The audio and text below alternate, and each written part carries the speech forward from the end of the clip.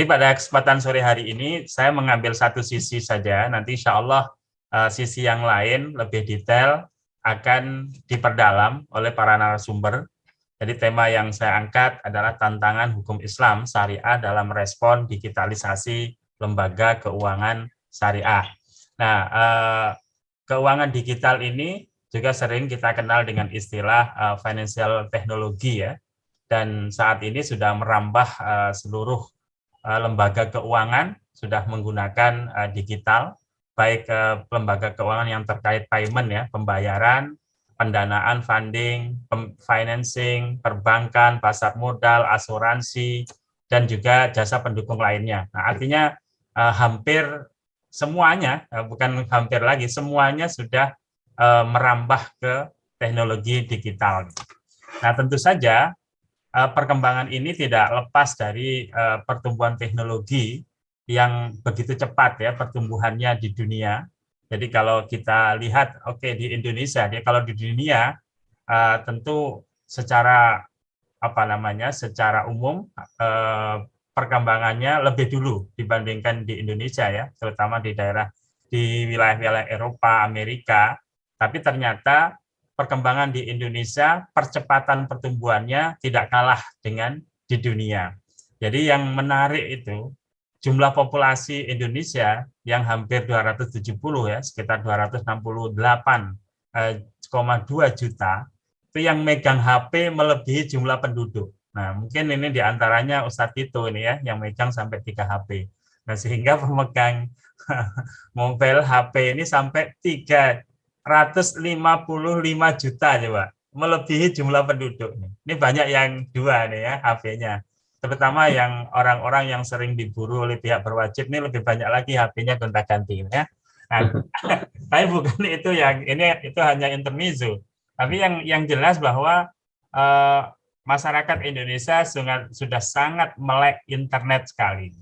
Nah, oleh karena itu kalau ini kemudian tidak dimanfaatkan oleh lembaga keuangan syariah, nah tentu saja akan sia-sia. Dan kalau masyarakat memegang HP hanya untuk gaya-gayaan saja ya, tidak untuk kebutuhan praktis sehari-hari termasuk untuk kepentingan transaksi keuangan, nah itu juga akan sia-sia. Nah, sementara pengguna internet ya yang penetrasinya sudah 56% ya, sekitar 150 juta. Nah, kemudian aktif media sosial meskipun umumnya anak muda ya, itu sudah sekitar 150 juta. Ini artinya melebihi jumlah anak muda saat itu. Ini artinya yang di media sosial orang-orang tua pun jangan-jangan sekarang kakek-kakek kita kalau masih ada saat itu ya, juga aktif di media sosial. Mungkin yang nggak aktif ini di kampung-kampung yang susah sinyal ya. Artinya sebagian besar ya media sosial media juga mereka sudah aktif. Nah, kemudian secara umum bentuk-bentuk keuangan digital ini menurut kategorisasi yang dibuat oleh Bank Indonesia ya, itu ada 5 kategorisasi. Ada transaksi crowdfunding dan P2P lending. Nah, ini crowdfunding. Nah, saat ini bahkan yang syariah pun sudah banyak ya, terutama yang P2P lending. Ada Investri, ada Dana Syariah, Amanah, Sarfi, dan lain-lain. Nah, kemudian yang terkait crowdfunding saat ini juga sudah berkembang, bukan hanya terkait P2P lending crowdfundingnya, yaitu memberikan pendanaan antar person atau institusi, tapi juga ada sudah merambah model-model security crowdfunding ya, kemudian equity crowdfunding, yaitu seperti penerbitan sukuk, seperti penerbitan saham, tapi polanya adalah pola crowdfunding. Nah, kemudian yang kedua itu model market aggregator. Jadi ini biasanya menawarkan produk-produk tertentu. Misalnya ada platform yang menyediakan jasa asuransi ya. Kita bebas memilih asuransi mana yang kita mau, dan sebelumnya tentu konsumen itu akan membandingkan antara asuransi satu dengan asuransi lain. Nah, nanti dicoba Ustadz itu mobil barunya mungkin mau diasuransikan, nah bisa dicek aja.com ya, cekaja.com. Nah, ini saya yakin kita sekarang dengan mudah mengecek kira-kira kalau mobil kita tipe apa gitu ya, tahun berapa diproduksi, itu nanti otomatis tuh semua asuransi menawarkan asuransi ini sekian sekian sekian sekian. Nah, kita bisa membandingkan, cek premi, compare 88 dan banyak lagi market agregator ini yang menawarkan apa namanya jasa-jasa keuangan, termasuk di dalamnya adalah keuangan syariah. This investment management. Nah, ini kalau kita kebanyakan duit bingung nyalurkan saat itu ya. Nah, ini sudah banyak juga platform-platform yang memberikan pengetahuan terhadap kita kira-kira uang itu mau disalurkan ke portofolio apa saja. Nah, saya yang pernah ngisi seminar bareng itu dengan Bareksa ya. Bareksa ini produknya banyak banget, tidak hanya reksadana, di situ ada sukuk, macam-macam ditawarkan di situ. Jadi kalau punya duit, masuk aja ke Bareksa. Nah, nanti mau milih portofolio apa, di situ udah banyak sekali alternatif-alternatif. Atur duit ya, duit pintar, ini juga sama. Nah, ini juga menawarkan investasi ya, manajemen investasi jika kita memiliki uang gitu. Ada payment settlement and clearing, ini pembayaran ya, pembayaran atau sekarang dikenal dengan uang elektronik atau e-money ya, dompet elektronik. Nah, itu juga berkembang pesat. Saat ini yang syariah juga sudah ada ya. Link aja, ini link ajanya masih merah nih gambarnya saat itu. Berarti ini yang konvensional. Yang syariah warnanya hijau ya. Ada juga PayTrend, OVO, GoPay dan lain-lain. Ini saya yakin di HP kita pasti ada. Kalau nggak ada, nggak bisa masuk nih ke forum ini ya. Pasti punya ini. Nah, kemudian ada juga cryptocurrency, virtual currency. Nah, inilah yang saat ini masih menjadi perdebatan di kalangan intelektual. Nah, apalagi MUI belum merestui nih saat itu ya terkait cryptocurrency, Bitcoin misalnya. Nah, saat ini masih dilarang karena Bitcoin tidak memiliki justifikasi sebagai uang oleh negara kita ini. Jadi dalam undang-undang tentang uang, Bitcoin tidak diakui sebagai uang karena yang ada itu adalah uang kertas dan uang koin ya. Nah, sementara Bitcoin tidak masuk kategori currency. Nah, Bitcoin sebagai komoditi memang sudah diakui ya di Indonesia. Jadi sebagai ya Allah, hanya perlu minum nih. Jadi sebagai komoditi sudah diakui, namun demikian di fatwa MUI pun masih ada aturan yang boleh atau tidaknya. Jadi nanti kalau dilihat misalnya saat ini Bitcoin yang cryptocurrency sebagai komoditi hanya dibolehkan kalau memiliki underlyingnya misalnya emas ya. Nah, kalau tanpa underlying, nah itu belum dibolehkan. Nah, sementara itu kalau kita lihat ya ekosistem regulasi financial technology ya atau digital teknologi keuangan digital ini di OJK itu sudah sangat-sangat lengkap ya sebenarnya ya. Baik dari sisi model bisnisnya maupun regulasinya itu relatif lengkap.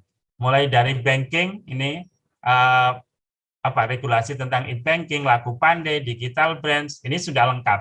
Ini ada di POJK. Demikian juga di capital market ya, di pasar modal itu juga sudah lengkap terkait digital ini. Di non bank juga lengkap, bahkan yang ya kayak asuransi ya, bank garansi, pensiun, microfinance, financing, pound dan lain-lain ini sudah ada regulasi kemungkinan dikembangkan dengan model-model digital. Nah, yang merah ini yang baru loan based crowdfunding yang kenal peer-to-peer lending. Nah, ini juga dulu masih masuk IKNP ya, saat ini sudah menjadi direktorat sendiri. Nah, sementara di BI terkait payment gateway juga sudah lengkap, ada card payment, e-money, e-wallet ya, NPG National Payment Gateway ya seperti link aja itu. Nah, itu juga sudah diatur secara lengkap oleh BI. Nah, kemudian koperasi pun itu sudah ke digital ya, artinya tidak hanya perbankan pasar modal, koperasi yang kecil-kecil pun sudah diatur. Jadi kalau kita lihat misalnya Undang-Undang Omnibus Law kemarin, itu kan ada yang mengatur tentang aspek koperasi ya. Nah, itu sudah dimungkinkan menawarkan transaksi-transaksi yang digital. Nah, kemudian bursa komoditi ya, Futures Exchange juga tadi saya sampaikan juga sudah lengkap. Artinya di Indonesia sebenarnya perkembangannya sudah luar biasa. Kemudian regulasinya juga sudah sangat detail sekali. Ini perkembangan-perkembangan nanti bisa dibaca ya. Pertumbuhan-pertumbuhan di Indonesia, regulasinya juga sudah luar biasa. Nah, sekarang karena waktu, saya akan menyampaikan beberapa poin, ya, terutama terkait isu kesyariahan dalam transaksi keuangan dan bisnis digital. Jadi kalau kita bicara tentang aspek kesyariahan dalam konteks keuangan digital ini, yang pertama biasanya yang dibahas adalah objek transaksi harus halal dan thayyib. Jadi dipastikan kalau itu lembaga keuangan ya halal, perbankan, oh ini syariah atau tidak ya. Nah, kemudian kalau misalnya dia lembaga bisnis, dia membiayai misalnya e-commerce, dia dagangnya barang-barang yang halal atau tidak gitu. Nah, tentu saja ini parameter yang utama. Yang kedua adalah parameter akad yang digunakan dalam transaksi. Jadi apapun model keuangan digitalnya, kita harus menanyakan hubungan antara para pihak yang terlibat itu menggunakan akad yang syar'i atau tidak. Kalau menggunakan akad yang syar'i pun, kita perlu mempertanyakan apakah akad yang syar'i itu sudah digunakan sesuai dengan karakteristik masing-masing akad atau tidak. Nah, kemudian yang ketiga adalah terhindar dari larangan syariah. Nah, ini cukup banyak ya. Yang utama itu ada riba, gharar, maisir. Nah, dipastikan dalam transaksi keuangan digital nggak boleh ada riba, nggak boleh ada gharar, nggak boleh ada maisir.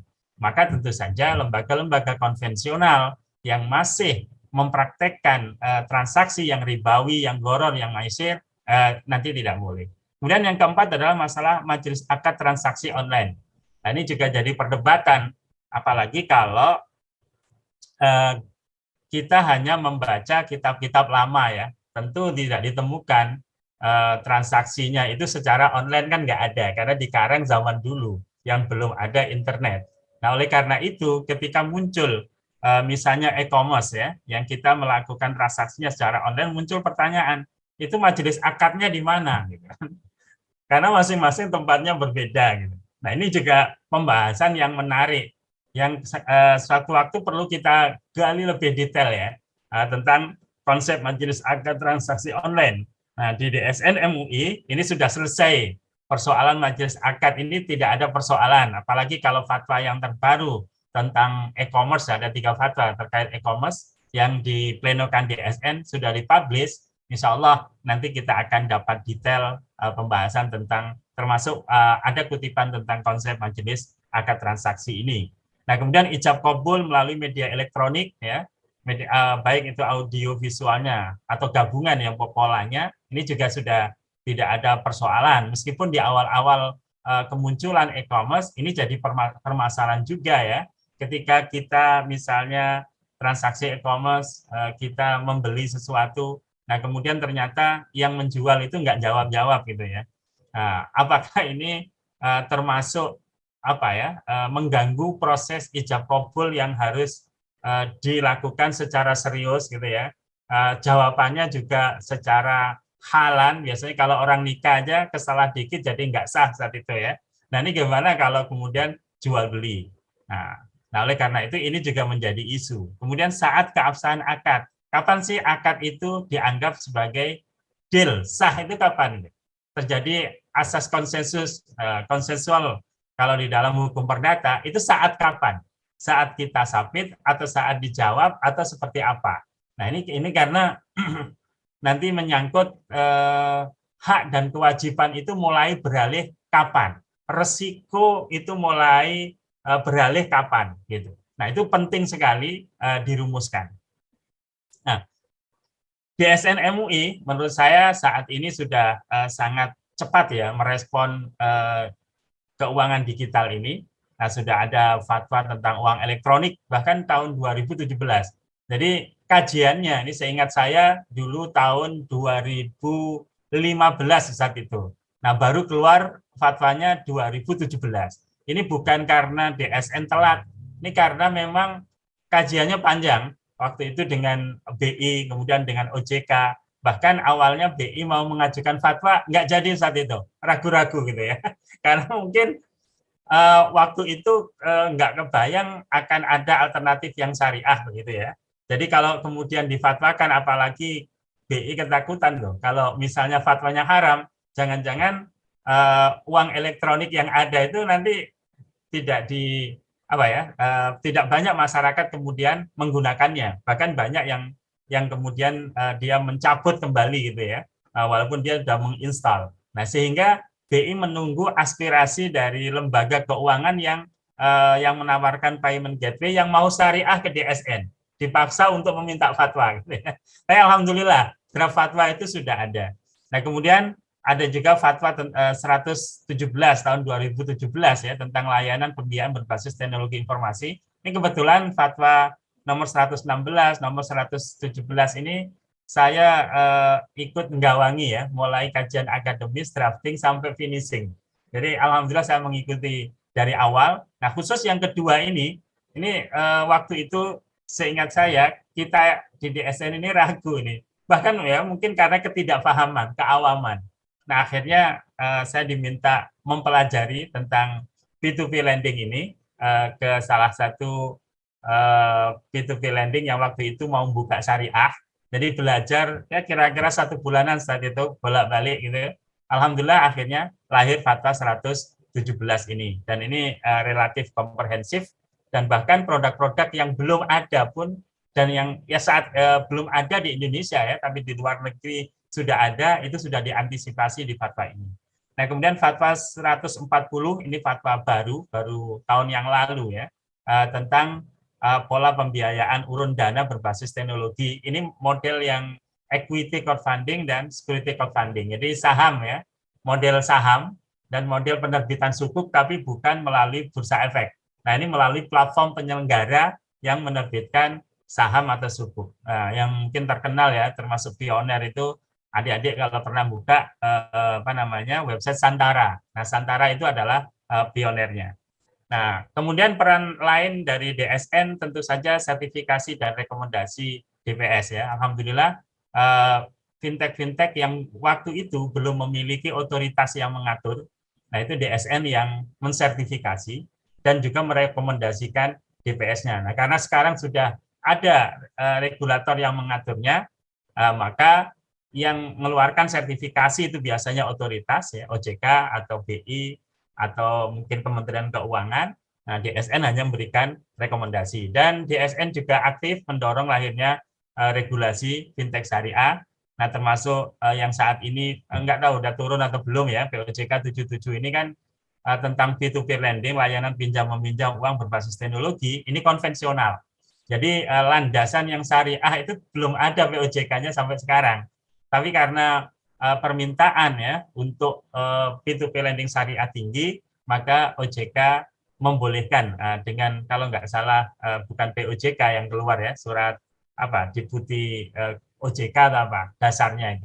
Nah ini artinya pertumbuhan digital, keuangan digital sangat sangat pesat atau fintech sangat pesat dan DSN pun sangat aktif ya melakukan pengawalan melalui fatwa-fatwa yang diterbitkan. Nah, termasuk yang e-commerce ya 3 fatwa itu sudah diplenokan, mudah-mudahan minggu-minggu ini juga terbit di internet. Nah, terkait regulasi tadi sudah saya sampaikan, nanti detailnya silakan dibaca ya karena ini waktu.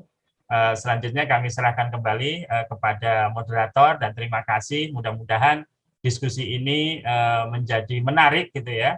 Karena di samping kita diskusi juga ngabuburit, insya Allah nanti dikirimi makanan masing-masing Ustaz Tito ya, ke rumahnya ya.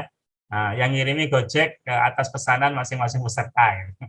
Nah, mudah-mudahan peserta meskipun sambil ngabuburit, boleh jadi jika sambil jalan-jalan cari makanan, tetap bisa mengikuti webinar ini dengan baik, dan insya Allah nanti narasumber akan menjawab secara tuntas pertanyaan-pertanyaan yang akan muncul.